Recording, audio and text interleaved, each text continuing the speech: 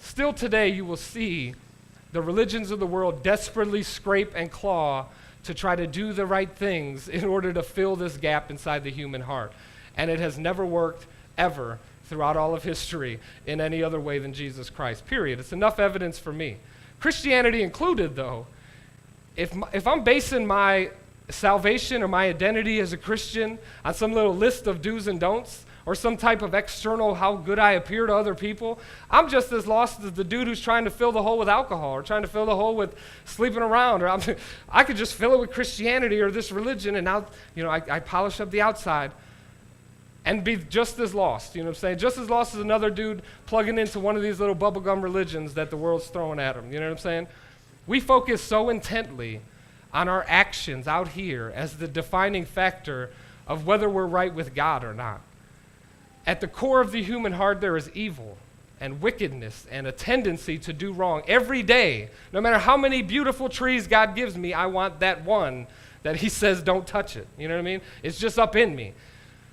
All of our actions spring from this sinful heart, and the same condition of heart that causes me to be mad at the dude who cuts me off in traffic is the same heart condition that causes the serial killer to murder people in a rage. You know what I mean? It's the exact same condition of heart. And so when God looks upon someone's life and judges whether they're with or against him, he doesn't judge based upon things that they happen to do out here with their hands. He assesses whether their heart is in line with his heart or whether it's not. You know what I mean? And God's desire in painting this entire picture from the beginning of time throughout all of humanity is to paint a picture that he would change our hearts from the inside rather than just change the things that we happen to do with our hands. You know what I mean? How would we ever think that we can bridge the gap between, little jacked up me and perfect transcendent creator of all the universes and systems that keep this thing? How would I ever think that, man, if I could just hand out enough chicken bags, then we'd be good, right? Then we'd be, how ridiculous of a thought, you know what I mean? And God's desire in painting this entire picture was to get into our hearts, not to change our actions. We'll never be holy, you know what I mean? But giving my life to Christ did something fundamentally inside of me as a man, because his Holy Spirit came into me and began to move me forward more and more into his direction every single day. Being a Christian doesn't make us sinless, you know what I mean? But when we have the holy God inside of us connected to our heart, it surely causes us to sin less. If not, then we're probably still just operating out here and probably not even allowing him to get in here. Our pursuit, therefore, can't be, behavior modification where I just change the things that I do and I do more religious stuff now. Our pursuit in this room and in this family should forever be to change our hearts fundamentally on the inside. I don't really care what we're doing out here. I mean, what happens out here is a reflection of what's going on in here, you know what I mean? If I got a lustful and jacked up heart, guess what? I'm going to do lustful actions. I'm going to go where I shouldn't go.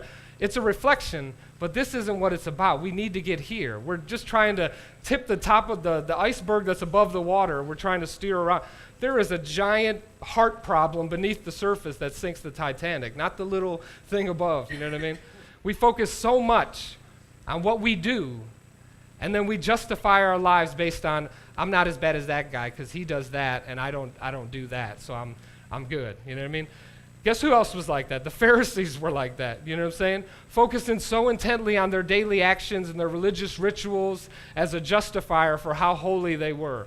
And when Jesus hit the scene, it was those exact religious folks that he went at and dogged and made look like absolute fools when he was here. So it's the upside down thing. Like today, we hang out with church folks and point fingers at sinners or people who live all their lifestyle and say, oh my, look at them, Jesus hung out with the sinners and the people who were jacked up and said, man, look at the religious folks.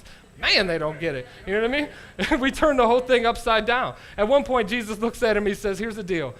You guys look like you're like whitewashed tombs. You look so beautiful on the outside, but inside you're full of death. You know what I mean?